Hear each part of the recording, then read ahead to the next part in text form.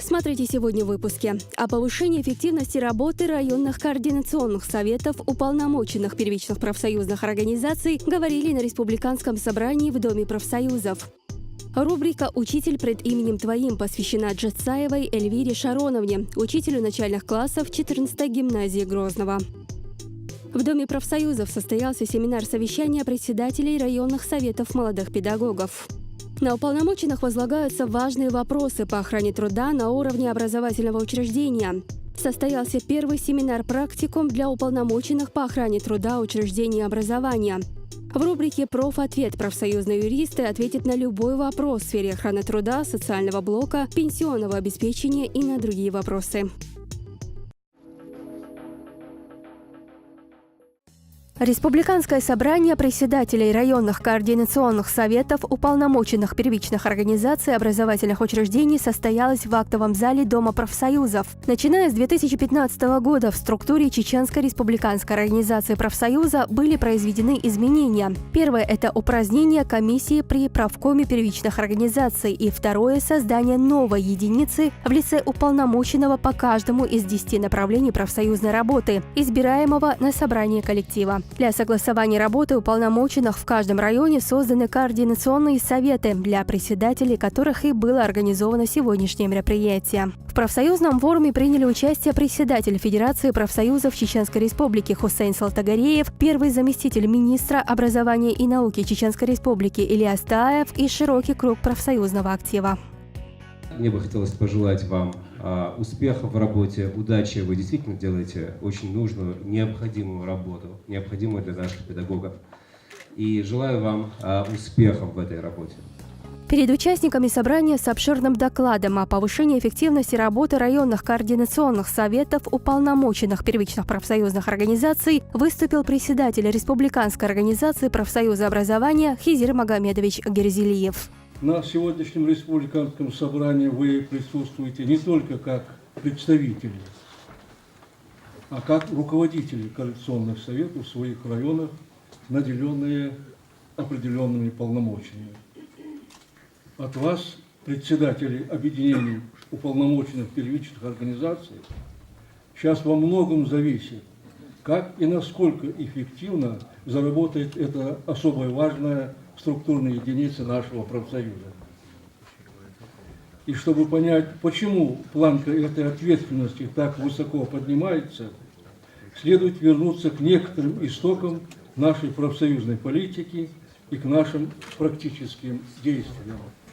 Перечисляя основные проблемы учительства, Хизир Магомедович отметил ряд вопросов, которые из года в год остаются нерешенными. Это и оздоровление педагогов, и работа по психологической разгрузке. Профсоюз, как всегда, возьмет на себя их решение. Опять придется самим заниматься этим вопросом. Планируем в рамках Общероссийского года по охране труда и здоровья в этом году приобрести 4 комнаты психологической разгрузки.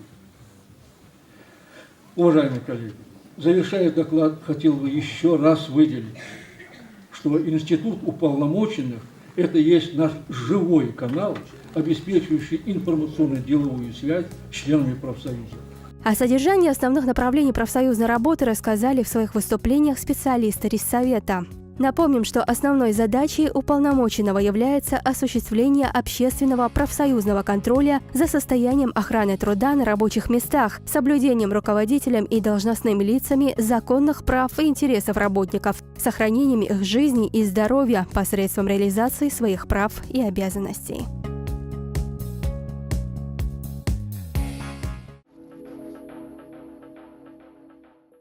Состоялся первый семинар-практикум для председателей и заместителей председателей координационных советов уполномоченных первичных профсоюзных организаций по охране труда учреждений образования. В заседании принял участие и выступил председатель профсоюза образования Хизир Герзелиев, отметивший, что на уполномоченных возлагаются важные вопросы по охране труда на уровне образовательного учреждения. Напомнил, что уполномоченный совместно с членами комиссии учреждения должен систематически контролировать состояние здания, дворовых спортивных площадок, спортивного зала, учебных кабинетов и лабораторий на предмет их безопасного использования, насколько условия труда работника и обучающихся соответствуют требованиям, и добиваться, чтобы имеющиеся недостатки срочно ликвидировали. Наш уполномоченный по охране труда должен войти в эту комиссию, должен увидеть, что там они делают, и должен сказать: нет, это место требует того, чтобы, значит, это как раз есть, значит, особые условия труда, здесь как раз вредные условия труда.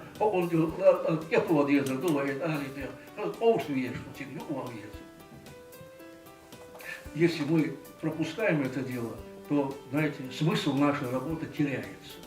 Говоря о специальной оценке условий труда, он напомнил участникам семинара, что они, уполномоченные по охране труда, вправе добиваться, чтобы СОУТ не только отражался в договоре, но и был подкреплен финансово.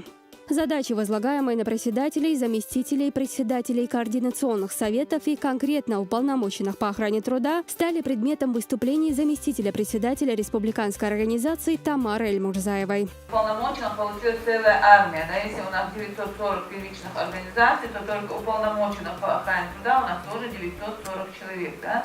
В каждом районе по количеству первичных организаций этих людей нужно их работу координировать, налаживать. Поэтому чтобы районному представителю иметь для себя хорошего помощника и знающего в это направлении профсоюзного активиста, мы пришли к тому, что на районном уровне будут создаваться такие координационные советы. И ваша задача сейчас наладить эту работу совместно с вашим районным представителем, которым вы должны консультироваться, и он вам будет помогать в этом вопросе. В ходе семинара состоялась лекция «Социальное партнерство. Эффективное средство в решении социально-производственных отношений», которую прочитал Мовлен Саламов, лектор из Совета профсоюза образования.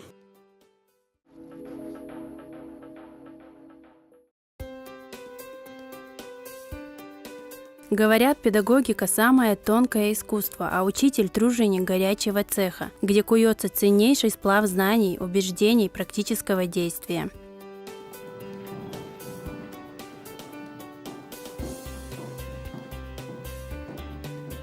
Здравствуйте, ребята! Джацаева Эльвира Шарановна, учитель начальных классов. В 14-й гимназии работает со дня ее основания.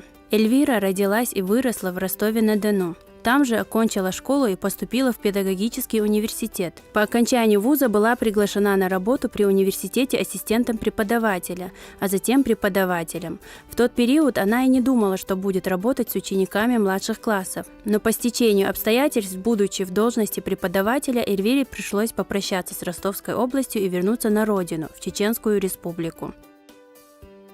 Итак, ребят, ну кто же уже догадался, о чем мы с вами сегодня будем говорить? О России. Замечательно. А как вы думаете, вот как, поехав в ту или иную страну, можно понять, что это именно та страна, в которой мы находимся? Флаг, еще. Гимн есть у страны. Символы, молодец. Еще что входит? Герб входит, еще. В моей семье я не единственный преподаватель. Мой отец очень продолжительную часть своей жизни преподавал в средних профессиональных образовательных учреждениях дисциплину физика, математика. И так случалось, даже у меня остались детские воспоминания, когда я присутствовала на его каких-то лекциях. И один такой даже смешной случай из жизни был, когда меня папа научил наизусть как стихотворение рассказывать броуновское движение. Ну, есть такой термин из физики и его, в общем, обозначение. И я его выучила как стихотворение, и папа ставил меня перед своими студентами, а мне было на тот момент, например, лет 5, и говорил: вот посмотрите, как вам не стыдно, вот вам, допустим, там по 20 лет, и вы до сих пор не знаете, что такое броуновское движение. Посмотрите, вот этому ребенку всего лишь 5. И я отчеканила это стихотворение, скажем так, по-моему, это тогда было стихотворением, ну или таким текстом, да, заученным. И действительно, студенты, не понимая этого, удивлялись, думали, действительно растет там складовская Кюри, следующая там или еще что-то. То есть были вот такие интересные случаи в жизни. Так что я думаю, этот педагогический порыв, наверное, передался мне как-то генетически. Мастерство учителя зависит от природной любознательности, готовности изменять себя, хороших коммуникативных способностей, умение быть в общении с окружающим миром, с самим собой, умение слышать и быть готовым действовать. Если же он утрачивает эту способность, он теряет свою индивидуальность, делится с нами Эльвира Шарановна. Дети с каждым годом приходят все более разносторонне развитые, все более требующие чего-то нового. Сейчас ребенка уже трудно чем-то удивить, скажем так, в силу того, что везде у нас есть интернет-пространство и так далее, да. Но мы стараемся, чтобы детям на уроках было всегда интересно, познавательно и очень, ну, скажем так, такая рефлексия для меня – это когда родители сами мне периодически рассказывают о том, что сегодня ребенок принес такое что-то невероятно новое и интересное, что даже родители об этом не всегда знают, и им было действительно сегодня очень интересно общаться со своими детьми. Вот это действительно дорогого стоит, то есть получается, что день был прожит не зря, что не зря были подготовлены уроки, и дети действительно ушли с пополненным багажом своих знаний, скажем так. Взаимоотношения с родителями у меня очень замечательные, они являются для меня большой поддержкой, опорой. Это тот пласт, я считаю, на котором держится, в принципе, наше образование. Считаю, что мне очень повезло. Профессия учителя начальных классов требует от специалиста совмещения многих качеств, как личностных, так и профессиональных. Возможность задачи педагога сложно переоценить. Он закладывает фундамент всех будущих знаний человека, формирует его мировоззрение, начинает социальную адаптацию ребенка. Это прекраснейший души человек, прекраснейший друг, товарищ. Вообще, как учитель, она очень такой ценный работник, ценный специалист у нас. К ней всегда можно обратиться за помощью. Она готова прийти, поддержать, помочь, показать, подсказать. Мы с ней знакомы с открытия нашей гимназии, это с 2013 года. И вот на протяжении вот этих лет только хорошее, вот я видела, могу сказать об этом человеке, только хорошее. Она хороший учитель, она прекрасный наставник, она отличный друг. Вот совсем недавно состоялась у нас научная конференция, где участвовали наши учащиеся, тоже вела она этот конкурс, эти мероприятия. У нее это очень хорошо получается, интересно. В общем, с большим интересом, с большой любовью относимся и мы, и дети к ней. Также и родители, только хорошие отзывы о ней. Самое главное, учитель должен помочь ученику осознать себя личностью, пробудить потребность в познании себя, жизни, мира, воспитывать в нем чувство человеческого достоинства, составляющая которого осознание ответственности перед собой, друзьями, школой, обществом, пред всем миром. Эти мысли пытается донести до учеников наша героиня. Эльвира Шарановна моя первая учительница. Она строгая и добрая, уступчивая и требовательная. Она для меня не только учитель в школе, но и по жизни. Всегда направит на правильный путь, даст совет и поднимет настроение. Сегодня, пользуясь случаем, хотелось поблагодарить ее за ту частичку души, которую она вложила в наш класс. И от имени всего класса хочу пожелать ей благодарных и старательных учеников. Эльвира Шарановна, мы всегда вам будем благодарны за все то, что от вас получили. Пусть с вами будет всегда удача, любовь и успех. Задача любого человека – это самосовершенствование, считает наша героиня. Одну из таких возможностей предоставил ей всероссийский конкурс «Мой лучший урок», где она заняла 3-е место среди всех регионов нашей страны. С Эльвирой Шарановной мы познакомились 5 лет назад при открытии на этой гимназии. С первых дней мы знаем друг друга, и это самый близкий мне человек, самая близкая подруга, к которой можно обратиться в любой день и ночь, разницы нету. Я могу обратиться к этому человеку, как к сестре, как к маме, как подруге. Это замечательный человек. Все самые хорошие слова можно сказать об этом человеке. Человек, осознанно или по убеждению готовый посвятить свою жизнь обучению и воспитанию детей, уже по определению несет благородные мотивы. Эльвира Шарановна отдает не только свою жизнь работе в системе образования, но и частичку своей души на каждом занятии. С Эльвирой Шарановной мы работаем 2-й год. И вот за эти 2 года практически, что мы работаем вместе, я узнала Эльвиру Шарановну с разных сторон. Она очень творческий человек, творчески работающий человек, очень креативный человек. Ее воспитательные мероприятия гремят у нас на всю гимназию. Несмотря на то, что она молодой специалист, сравнительно недавно работает в области образования, такие учителя, как я, например, опытные, мы тоже многому учимся у нее. Ну, как человек, Эльвира Шарановна очень веселый человек, зажигательная, как у нас выражаются, компанейская девушка, можно сказать. И очень ее отличает такое качество, как доброта. Она очень добрый человек. Эльвира Шарановна гордится своими учениками и их успехами, радуется каждому их начинанию. Настоящий учитель во все времена обладает теми качествами, которые выделяют среди остальных членов общества. Ни одна профессия не ставит таких строгих требований относительно моральной чистоты и душевного благородства. Учитель – пример для подражания, поэтому он должен быть кристально чист. Настоящие учителя – это всегда пассионарии, способные зажечь и повести за собой других. Если говорить честно, то это не было изначально мечтой быть учителем начальных классов. У меня была некая другая мечта, но думаю, что мои родители, повлияв на мой выбор, сделали правильно, потому что на сегодняшний день моя профессия очень меня устраивает, я полностью отдаюсь ей и считаю, что на правильном пути. Первый учитель решает непостижимое количество проблем и ежедневно отвечает на массу вопросов, которые возникают у детей в голове. И каждое решение или ответ должны быть грамотными и стратегически правильными, ведь полученные в начальной школе знания используются человеком на протяжении всей его сознательной жизни. Ведь порой исключительно от подхода первого учителя зависит дальнейшее отношение ученика к учебе. Урок окончен. Я надеюсь, что он вам очень понравился.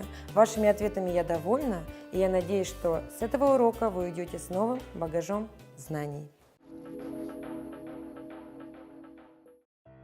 В Доме профсоюзов состоялся семинар совещания председателей районных советов молодых педагогов. Открыл семинар и пожелал успехов активистам профсоюза в решении социальных и производственных вопросов молодых педагогов, напомнил об основных направлениях работы Совета молодых педагогов председатель профсоюза образования. Для нас сейчас очень важно, для нас принципиально важно даже, чтобы молодежь на профсоюзную работу немножко потянулась, чтобы она закрепилась на профсоюзной работе тоже. В ходе семинара перед участниками выступили работники Рессовета по разным вопросам деятельности председателей Совета молодых педагогов. Рассказали, как должна строиться их работа по оказанию помощи молодым педагогам в их трудовой деятельности. Если мы взялись за это, если нас избрали и если вы это считаете, что это не столько важно и ответственно, нет, это очень ответственно и важно. Тем более, да, это общественная нагрузка, но тем не менее, вы являетесь председателем районного совета молодых педагогов, то есть целого района. Там вы можете зайти и к районному отделу образования руководителю, и в школы, и к директорам, то есть вы можете представляться от имени Республиканского совета, от имени Совета молодых педагогов, решать свои проблемы. На встрече обсудили социальные гарантии молодых педагогов, компенсационные средства и стимулирующие надбавки. Перед председателями были поставлены конкретные задачи по активизации работы с молодыми педагогами в 2018 году. В ходе семинара также состоялся обмен опытом работы председателей. Были высказаны предложения, на которые следует обращать внимание молодых педагогов при решении производственных вопросов, при защите их прав и интересов.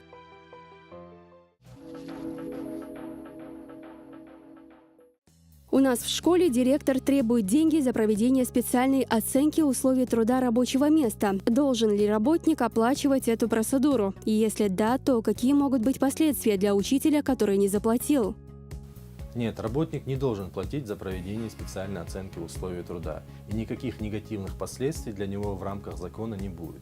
Но негативные для себя последствия может на себе ощутить работодатель, который, пользуясь своим служебным положением, вымогает с них деньги. Впоследствии для него это может обернуться привлечением к уголовной ответственности. В соответствии с федеральным законом о проведении специальной оценки условий труда, обязанности по организации и финансированию проведения ее возлагаются на работодателя. За непроведение специальной оценки условий труда предусмотрена административная ответственность в отношении работодателя.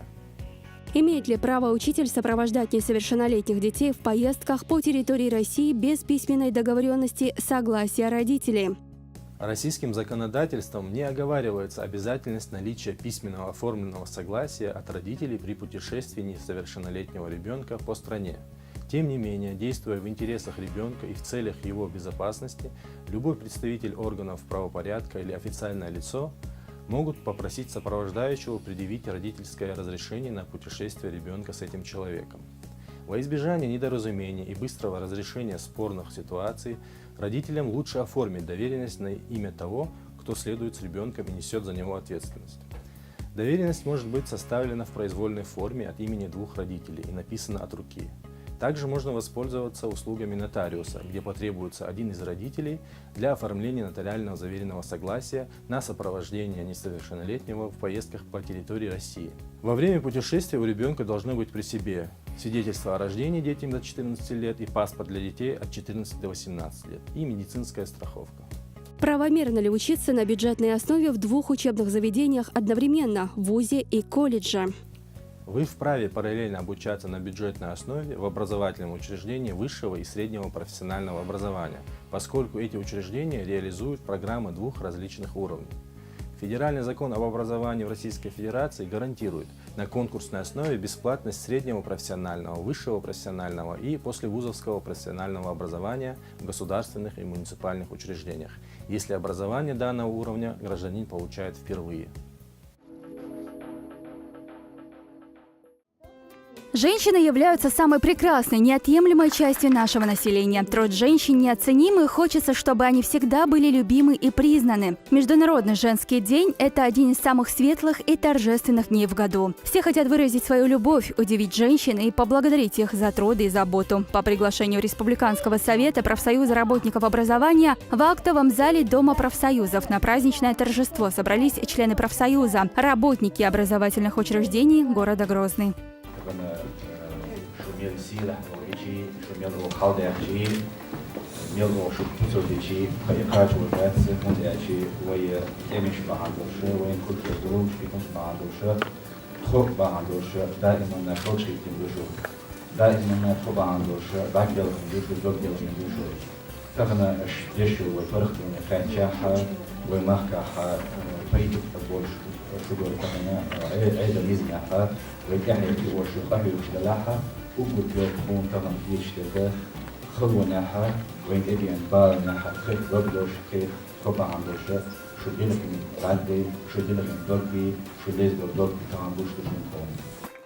На протяжении всего мероприятия в адрес милых женщин звучали возвышенные поэтические строки, поздравления с праздником. В их адрес произносились слова, выражающие уважение, почитание, любовь и благодарность за терпение, выдержку и труд во имя процветания республики.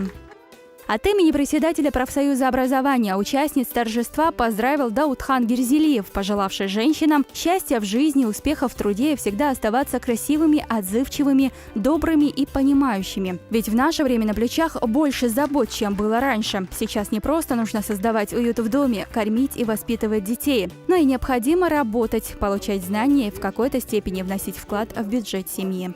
Был показан замечательный концерт, все получили позитивные эмоции, награждение было всех председателей профкомов, заведующих детскими садами, директоров школ. То есть это было мероприятие, которое дало нам заряд такой бодрости надолго, и мы очень рады, что мы сегодня побывали на этом концерте, на этом мероприятии. Женщинам вручили почетные грамоты и денежные поощрения от Министерства образования и науки Чеченской Республики, Комитета правительства Чеченской Республики по дошкольному образованию, мэрии города Грозный, Департамента образования города Грозный, Рессовета профсоюза образования.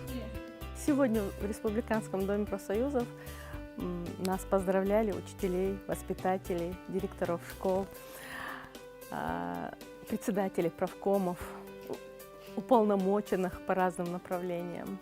Такие мероприятия в Республиканском совете профсоюзов проводятся регулярно и на День учителя, и на День воспитателя. Был замечательный концерт. Нас поздравили малыши, нас поздравили именитые артисты, Нас поздравило руководство Министерства образования, Департамента образования и, конечно, нашего любимого Республиканского совета профсоюзов. Большое всем спасибо. Такие маленькие минуты, такие маленькие моменты добавляют уверенности в том, что мы нужны на этом свете и делаем то, что надо. Мероприятие завершилось красочным концертом. Весеннее настроение и праздничность дополнили своими выступлениями солисты Чеченской государственной филармонии имени Аднана Шахбулатова.